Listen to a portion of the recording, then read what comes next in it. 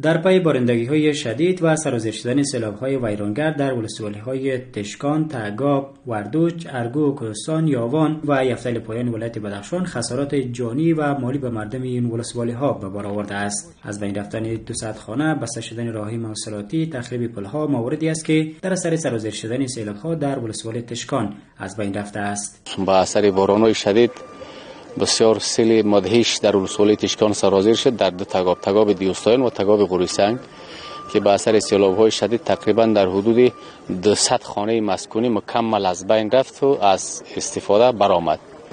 در قریه بالاتشکان، یارخش، دیوستایان و در تگاب غوریسنگ در قریه یارساز و قریه علمیچ و در دن دعابه در قریه دعابه و دودگاه و در حدود تقریبا به 2000 مواشی مردم تلف شده از بین رفت. برخی آسیب دیدگان این سیلاب‌ها در ولسوالی تشکان ضمن قدردانی از مسئولان امارت اسلامی و نهادهای امدادرسان میگویند کمک‌های ارسال شده به این ولسوالی بسنده نبوده و خواهان کمک‌های بیشتر هستند. از تمام دیگه مسئولین دولتی و امارت اسلامی ما تقاضا است که در قدم نخست دیگه مشکل اساسی برای مردم سرک است. سرک باز شود و مشکلات زیاد است. دیگه مال و مواشی مردم از بین رفته است.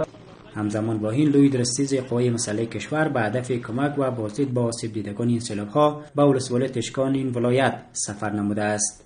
دیگه هدف سفر ما هم به ولسوالی تشکان همی بود که اونجا خبر شدیم که سیلاب‌های خیلی زیادی سرازیر شده.